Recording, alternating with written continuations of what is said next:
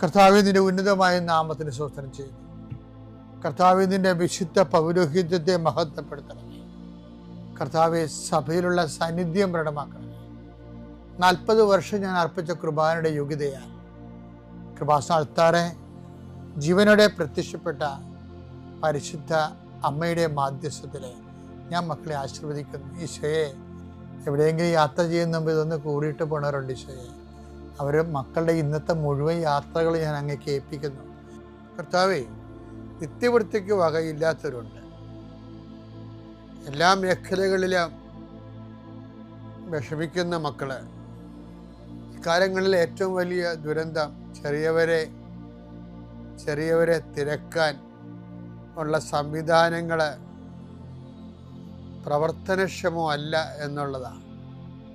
ചിലര് പ്രത്യേക ഏജൻസിനെ വെച്ചുകൊണ്ട് ഇവിടെ ദരിദ്രരില്ല, രോഗികളില്ല,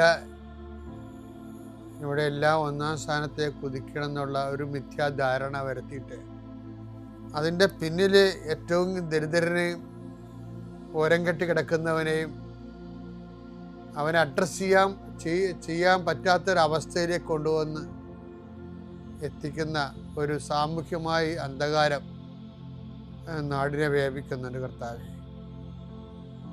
അത് എല്ലായിടത്തും അതുണ്ട്. ഒരു സ്റ്റേറ്റിലും മാത്രമല്ല, ഈ രാജ്യത്ത് തന്നെ ഇങ്ങനെയുള്ള കുറേ ഏജൻസികൾ ഇരുന്നുകൊണ്ട് മിഥ്യാബോധങ്ങൾ സൃഷ്ടിക്കുന്നുണ്ട്. അതിൻ്റെ ഭാഗമായിട്ട് ജനങ്ങൾ അവലംബമില്ലാതെ ഉഴറുകയും തെറ്റായ തീരുമാനങ്ങൾ കാരണം ഉള്ള തൊഴിലിടങ്ങൾ വരെ അടച്ചു പൂട്ടുന്നതിൻ്റെ ഭീതിയിലിരിക്കുന്നു. എല്ലാം അടച്ചു പൂട്ടി ഇനിയിപ്പോൾ ആരോഗ്യ മേഖലയും സമരം ചെയ്ത് അടച്ചു പൂട്ടിക്കുകയാണ് തൽപര കക്ഷികൾ. ഓരോരോ കാരണങ്ങൾ പറഞ്ഞു. നാളെ ഈ രാജ്യത്ത് ഒന്നിനും മുതൽ മുടക്കാൻ ആരും ഉണ്ടാകത്തില്ല. അപ്പോഴും ഈ രാജ്യം ഒന്നാം സ്ഥാനത്താണെന്ന് പറഞ്ഞുകൊണ്ടേയിരിക്കും. സർക്കാരെ തെറ്റിദ്ധരിപ്പിച്ചുകൊണ്ടേയിരിക്കും. അങ്ങനെ വലിയ ഒരു രാഷ്ട്രീയ ഇരുട്ടിലും സാമൂഹ്യ ഇരുട്ടിലും ഒരു ജനത പെട്ടുപോകുന്ന അവസ്ഥ. ദൈവമേ, നിന്റെ മക്കളും രാജ്യം വിട്ടുപോകുന്നു. ഞങ്ങളുടെ ഭരണാധികാരികൾ ആര് തന്നെയാണോ ഈ രാജ്യം ഈ നാടിന് ഭരിക്കാൻ പോകുന്നത്, അവർക്ക് ആര് ഭരിച്ചാലും അവർക്ക്